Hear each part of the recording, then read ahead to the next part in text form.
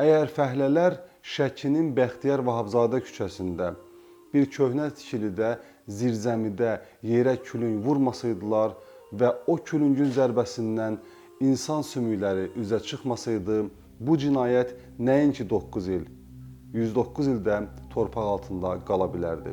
Məhz həmin hadisədən sonra artıq cinayət işinin üstünə işıq düşür və 9 il sonra olmasa da 11 il sonra bu məşum hadisənin, qətlin üstü açılır. 2004-cü ilin payızında Şəkidə 20 yaşlı bir qız sakit günlərin birində yoxa çıxır. Evdən çıxarkən deyir ki, rəfiqəsi Gültəkinə albom verib qayıdacaq. Barəsində hər kəs bir söz deyir, ancaq həqiqətin üstünü, kələfin ucunu heç kəs tapa bilmir. Heç hüquq mühafizə orqanları da. Təbii ki, belə olduqda onun adının və soyadının əvvəlinə bir söz əlavə olunur, itkin. Bəlkə də elə bu itkin kəlməsi kimlərisə rahatladır, kimlərisə ümidləndirir, qatili isə günü-gündən daha çox gizlənməyə, ayağı yer tutmağa hazırlayır. Bu hadisədə də işlər belə davam edir. Düz 9 il. Ta ki 9 il sonra 2013-cü ildə Şəkinin Bəxtiyar Vahabzadə küçəsindəki köhnə tikili yenidən təmir edilir. Tikilinin zirzəmisinə heç nədən xəbərsiz fəhlələrin vurduğu o ilk külüng zərbəsi ən qaranlıq sirlərdən birinin yerin altından çıxarır. O rütubətli qaranlığa düşən fənər işığı əslində sadəcə torpağın altındakı sümükləri yox, 9 ildir gizli qalan vəhşətin və amansız bir qətlin üzərini aydınladır.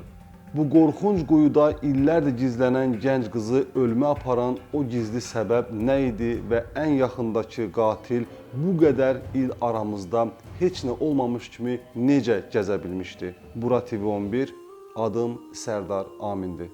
Başlayaq. Bəzən zaman ən böyük gizlədici, torpaqsa ən səssiz şahid rolunu oynayır. Cinayətkarlar elə zənn edirlər ki, təqvim vərəqləri sürətlə dəyişdikcə törətdikləri vəhşətin izləri də tarixin qaranlığına gömülür. Amma unudurlar ki, gecikmiş ədalət sadəcə puskuda dayanan bir ovçu kimidir. Nə vaxtsa mütləq hərəkətə keçəcək. Təqvimimizi 2004-cü ilin oktyabr ayına çeviririk. Məkan Şəki şəhəri. Həmin günlərdə şəhərin sakit ritmini gözlənilməz bir xəbər pozur. 20 yaşlı gənc bir qız Xəyalə Mövsümova qəfildən yoxa çıxır. Səhər evdən çıxan və bir daha geri qayıtmayan gənc qızın izinə nə ailəsi, nə də hüquq mühafizə orqanları düşə bilir. O dövrün imkanları, mobil rabitənin və kameraların yoxluğu axtarışları dalana diriyir.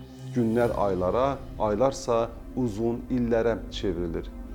Şəkidə hər kəs Xəyalənin sadəcə ölkəni tərk etdiyini, bəlkə də hardasa yeni bir həyat qurduğunu düşünür və bu işin üstünə düşmür. İş rəsmi sənədlərə itkin düşmüş şəxs kimi yazılır və arxiv rəflərində tozlanmaya başlayır.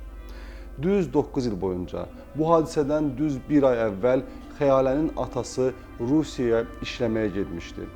O, noyabrın 23-də evə zəng vurarkən arvadı ağlaya-ağlaya deyir ki, qızı oktyabrın 10-undan yoxdur. İllər keçir, 2013-cü il Şəkinin Bəxtiyar Vahabzadə küçəsində yerləşən və 9 ildir tikintisi yarımçıq qalmış, hamının yanından sakitcə keçdiyi o köhnə binada yenidən təmir işləri başlayır. Fəhlələr binanın qaranlıq, rütubətli zirzəmisini təmizləyərkən torpağın altında qəribə bir qabarıqlıq hiss edirlər.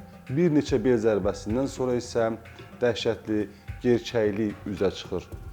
Torpağın altından insana aid skelet qalıqları tapılır. Təbii ki, hadisə yerinə dərhal ekspertlər və kriminalistlər çağırılır. Məhkəmə tibbi ekspertizası sümüklərin üzərində araşdırma aparır və acı həqiqəti ortaya çıxarır. Bu qalıqlar düz 9 il əvvəl izsiz, tozsuz yoxa çıxan Xəyalə Mövsümovaya məxsusdur. Daha da dəhşətlisi odur ki, bu bir bədbəxt hadisə deyil. Qəsdən törədilmiş amansız bir qətldir. Təbii ki, bunu ekspertiza detallarına qədər sübut edə bilirdi. Qız boğularaq öldürülüb və gizlədilmək üçün bura zirzəmiyə bastırılıb. Lakin ortada böyük bir çıxılmaz yol var idi. Hadisədən 9 il keçib, heç bir şahid yoxdur, heç bir ipucu yoxdur.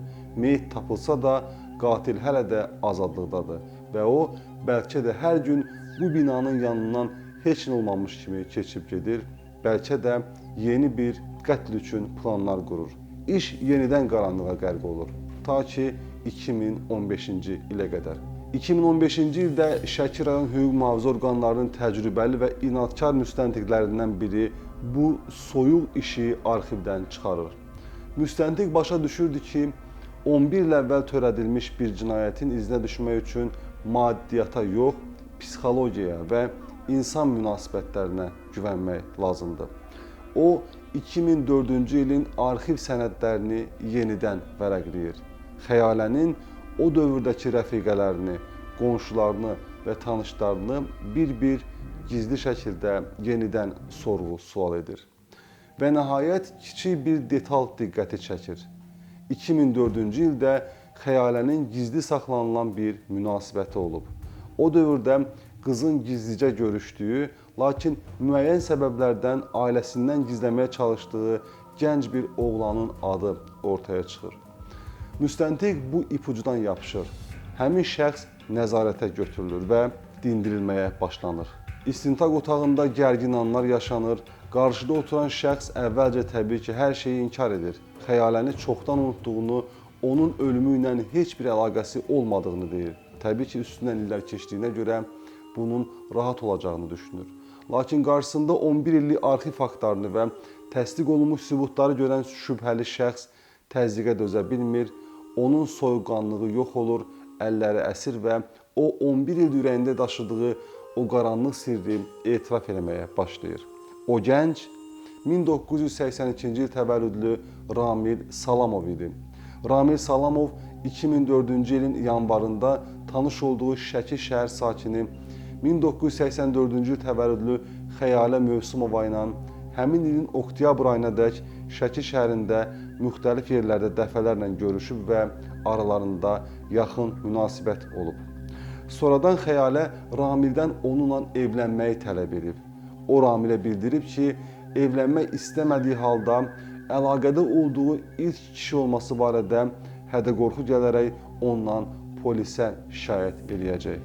Ramil Salamov aralarındakı münasibətlərə aydınlıq gətirmək məqsədi ilə 10 oktyabr 2004-cü il tarixdə saat 15 radələrində Xəyalə Mövsümova ilə Şəki şəhəri Heydər Əliyev prospekti ilə Şərbablar küçəsinin kəsişməsində görüşür.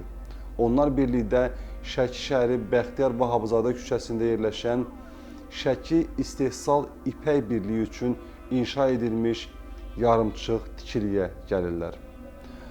Həmin vaxt Xəyalə Mövsümova yenidən israrlı Ramildən evlənməyi tələb edir. Əks halda ondan polisə şikayət edəcəyini bildirir.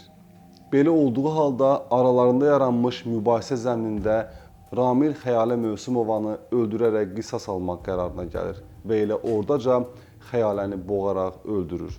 Düz 11 il ərzində heç nə olmamış kimi sakit bir həyat sürməyi də bacarır. Şəki Ağır Cinayətlər Məhkəməsinin hökmü ilə Ramil Salamov qəsdən adam öldürmə maddəsi ilə təqsiri bilinərək 10 il 6 ay müddətinə azadlıqdan məhrum edilir. Qətlin üstünün açılmadığı hər gün qatil azadlıqda sadəcə nəfəs almır, həm də cəmiyyətin ədalətə olan inamını zəhərləyir. Çünki cəzasız qalan hər cinayət yeni cinayətlərin gizli vizasıdır. Amma bu iş sübut etdi ki, torpaq nə qədər dərin, zaman nə qədər uzun olursa olsun, heç bir qaranlıq əbədi deyil və gecikmiş ədalət mütləq öz sahibinin qapısını döyür. O zirzəmidə 11 il gizlənən sirrin gün işığına çıxması, bugün azadlıqda gəzən bütün gizli qatillərə ən böyük gözdağı, Xəyalənin ruhunu isə sakitlikdir. Ədalət bəzən gecikir, amma heç vaxt yolda qalmır. Salamat qalın.